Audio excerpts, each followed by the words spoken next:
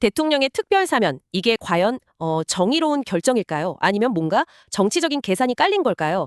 광복절 특별 사면을 둘러싼 논란이 아주 뜨거운데요. 오늘 여러분께서 보내주신 관련 기사들, 그 내용들을 바탕으로 한번 이 속내를 같이 파헤쳐 보겠습니다.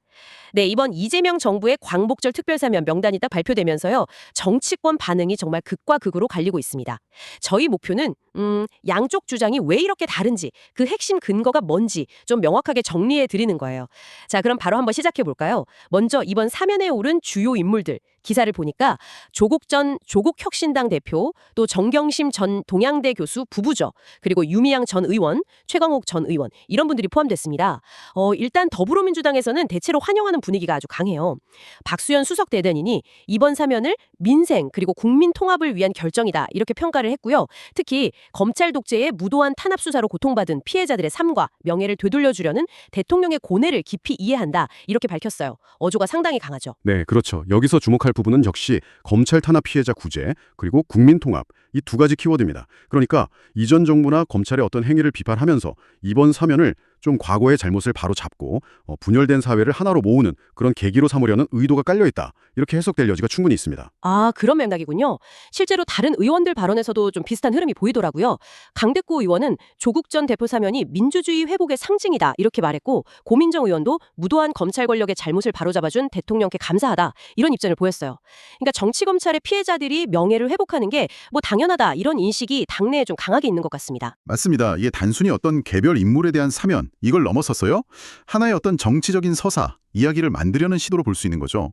뭐 예를 들면 검찰 개혁이라든지 과거사 청산 같은 좀 더 큰 담론하고 연결시키려는 그런 전략으로도 풀이될 수 있겠네요. 국민 통합을 위한 고뇌다 이런 설명인데, 하지만 이런 시각과는 정말 정반대로 국민의힘에서는 그야말로 뭐 거센 반발이 터져 나왔죠. 네, 그렇습니다. 아주 강하게 반발하고 있죠. 송원석 비상대책위원장은 이번 사면을 아예 최악의 정치 사면이다 이렇게 규정했어요.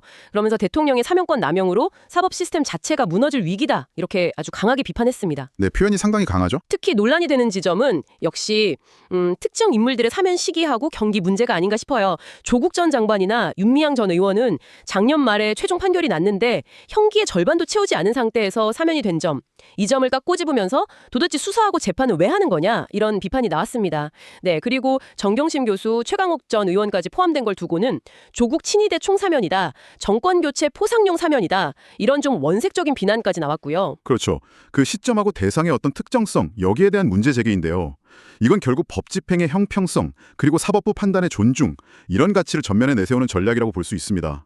특정 세력 봐주기 아니냐, 이런 인상을 좀 부각시켜서 사면의 정당성 자체를 흔들려는 그런 의도가 보이는 거죠. 특히 그 윤미향 전 의원 사면에 대해서는 비판 수위가 더 높았던 것 같아요. 송 위원장이 위안부 할머니들의 피눈물을 이용한 반역사적, 패륜적 범죄라는 정말 강한 표현까지 썼어요. 그러면서 광복절의 이런 사면은 무력사적 극치이고 국민에 대한 감정적 도전이다 이렇게 비난했거든요. 네, 그 부분은 야당이 공정과 정의라는 가치, 그리고 또 역사인식이라는 프레임을 활용해서 여론에 호소하려는 지점입니다.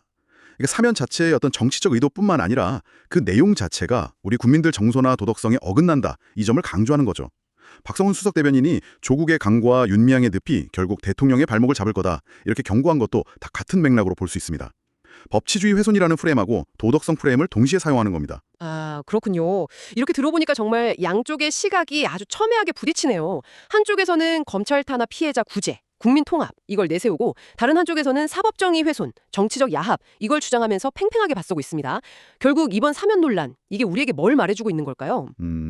이게 단순히 특정 정치인들에 대한 뭐 좋다 싫다 이런 호불호를 떠나서요.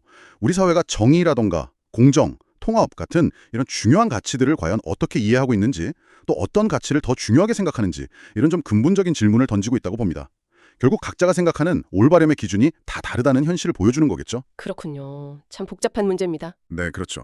그래서 이런 상황에서 여러분께 한번 질문을 던져보고 싶습니다. 대통령의 사면권이라는 이 제도, 과연 우리 사회의 공정성 그리고 정의 실현에 어떤 영향을 주고 있다고 생각하시나요?